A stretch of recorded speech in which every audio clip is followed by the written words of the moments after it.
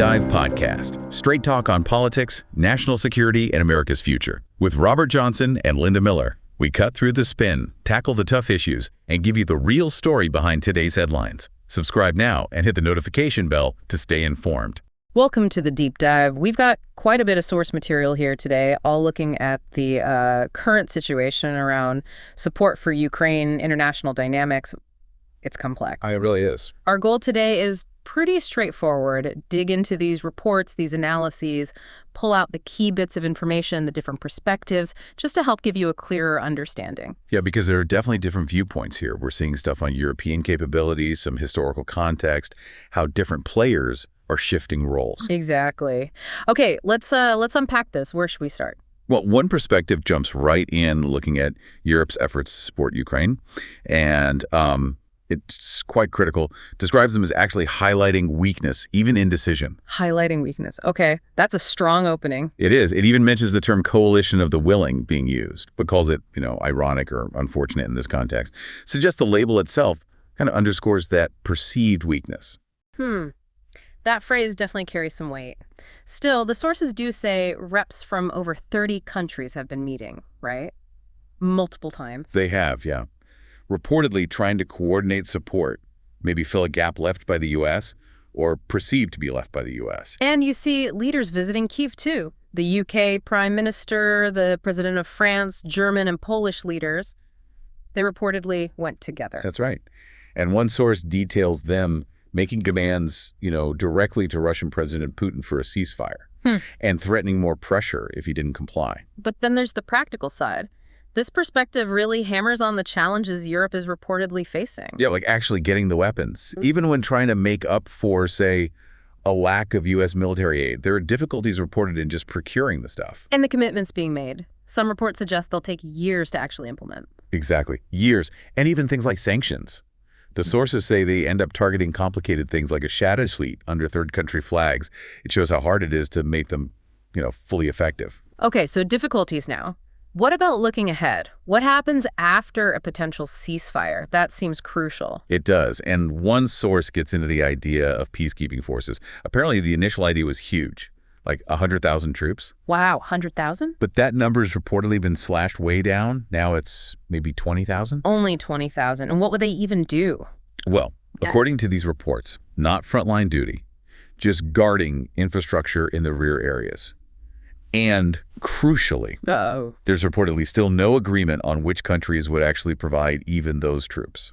Big question mark there. So lots of uncertainty. Why, though? Why these reported struggles? The sources must offer reasons. They do, several interconnected ones. First, the state of European armies themselves, reportedly facing equipment shortages. Because of underfunding. Chronic underfunding over years is how it's described. And then supplying Ukraine since February 2022 has apparently made that worse. They've given away a lot of their existing stock. Okay, so equipment issues, what else? Well, the coalition dynamics. Compromise needed, obviously. But you have examples like Poland and Romania reportedly saying no to sending troops. Why? It's reportedly linked partly to statements by U.S. President Trump about NATO's future and worries about their own defense. Especially if Washington is saying Europe needs to step up for its own security. Makes sense. A bit of a domino effect. Is there also a question of political will? That's the third factor mentioned, yeah. A perceived lack of it. Even though public opinion in EU countries seems generally more supportive of Kiev than in the U.S. Oh, any numbers on that? One source gives some specifics for sending troops after fighting ends. 67% support in France, 49% in Germany, 43% in the UK. So potential support for later, but maybe hesitation now. Seems to be the implication. The perspective highlights this widening gap between leaders' statements and actual capabilities, and maybe between leaders and their citizens' patience. How so? The view presented is that people in the UK, France, Germany, they reportedly don't want their soldiers sent in as live tripwires. There's a fear it could just escalate things, lead to a bigger war. So leaders like the UK PM and the French president might want to show support, maybe even fill a perceived U.S. gap. Right, but this analysis argues that the constantly changing goals, the uncertainty about troops, the reported empty threats against Russia, it all just ends up looking like continued weakness. So what's the alternative, according to this view? Well, one suggestion floated is maybe ditching the really ambitious plans that NATO perhaps can't guarantee without direct U.S. involvement. And focus on what instead? more realistic things, like helping Ukraine build its forces after a peace deal, and really importantly, strengthening Europe's own military-industrial base. Yeah. Stuff that was maybe put aside, but now looks, necessary and achievable.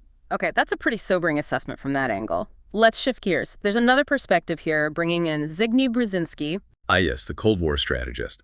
This source sort of frames it as Brzezinski potentially saying, "I told you so." How come? Well, the argument is that Brzezinski saw patterns in history, perceived instances where the West kind of let down those who trusted it. Like Czechoslovakia in 38, Poland in 45. Hungary 56, Prague 68.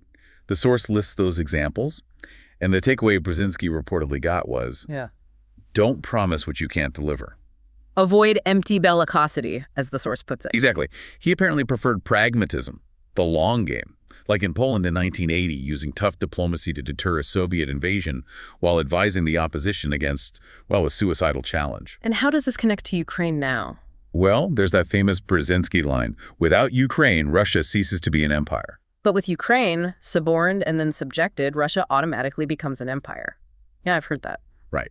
But the source also includes the counter-argument presented elsewhere, that it was Ukraine wanting to be a Western democracy, join the EU, that actually triggered Russian President Putin in 2014. Oh, interesting contrast. Did Brzezinski have a view on Ukraine in NATO? He reportedly opposed it. This perspective points to his book, The Grand Chessboard, from '97, warning it could create a dangerous coalition. China, Russia, maybe Iran, united by grievances. And the argument is, that's kind of what we're seeing now. That's the suggestion, yeah, that the current situation bears resemblance to his warning. This viewpoint seems to assign some blame to the West too, doesn't it? It does. It suggests the destruction is partly our fault, arguing the West carelessly encouraged Ukraine's hopes, specifically mentioning the Bush administration reportedly inviting Kiev to join NATO back in 2008. And then inaction later. Yes, arguing the West didn't react properly in 2014, and then when the full invasion happened, was seen as too scared of Russian President Putin's nuclear threats, too worried about Russia actually losing. Meaning Ukraine didn't get the weapons it needed. That's the view presented here. Not enough for victory when it might have been possible, maybe not even enough consistently for self-defense. So where does this analysis see things now? It asserts Russia is perceived as being ahead diplomatically, economically, militarily, that it scored important wins, shown nuclear blackmail works, that seized land can be kept. And it mentions U.S. President Trump. Yes, saying he reportedly doesn't care much what European allies think. The prediction here is for a very tough summer and winter for Ukraine. What are Russian President Putin's options then from this perspective? Two main ones presented. Push the offensive harder, or agree to a temporary pause. A pause could be bad for Ukraine. This analysis argues yes. It could let Russia regroup, rearm, strengthen its hold, especially in Crimea, build up missile stocks, while Ukraine potentially weakens. Then fighting could resume later, maybe overwhelming depleted air defenses. Wow. Any specifics on air defense issues? One stark detail mentioned is a recent week where Ukrainian defenders reportedly didn't intercept any of 9 ballistic missiles fired.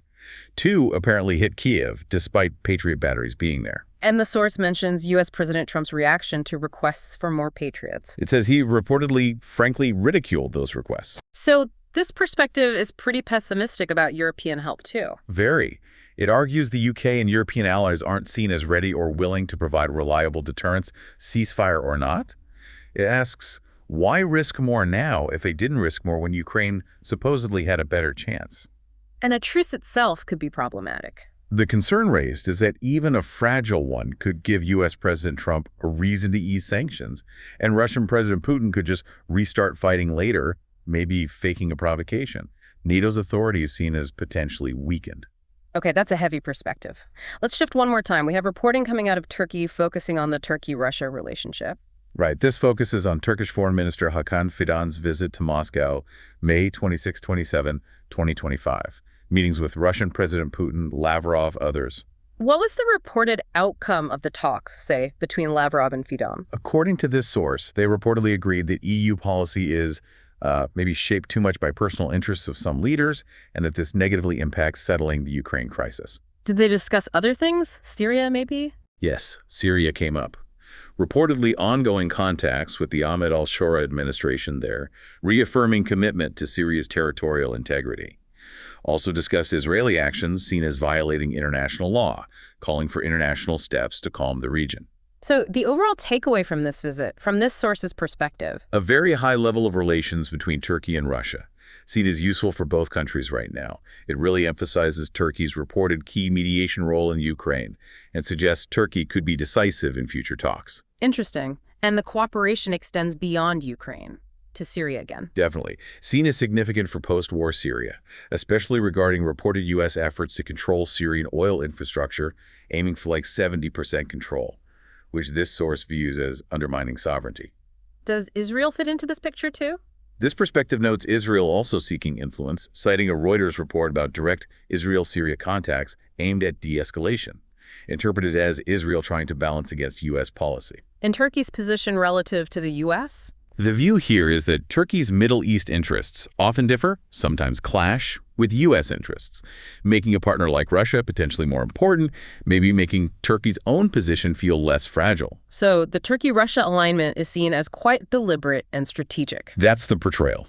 Driven by similar stances on big crises, reinforced by the personal relationship between Presidents Erdogan and Russian President Putin, this cooperation, the source suggests, lets both pursue their goals and boost their global influence. Wow, okay. So when you put all these pieces together, the view from Europe, the kind of historical echoes with Brzezinski, and then this Turkey-Russia dynamic, it really shows just how many different angles there are to this situation around Ukraine, different actors, different motivations, different perceived realities. Absolutely. And if we try to connect this to the bigger picture, it really highlights the sheer difficulty, doesn't it? The challenges in getting everyone on the same page, providing effective support, or even finding a path to resolution when you have all these competing interests and perspectives in a multipolar world. What really stands out to you hearing all these different takes laid out? Subscribe to our podcast on Spotify, Apple Podcasts, and YouTube. We are here to make things clear. New episodes every day.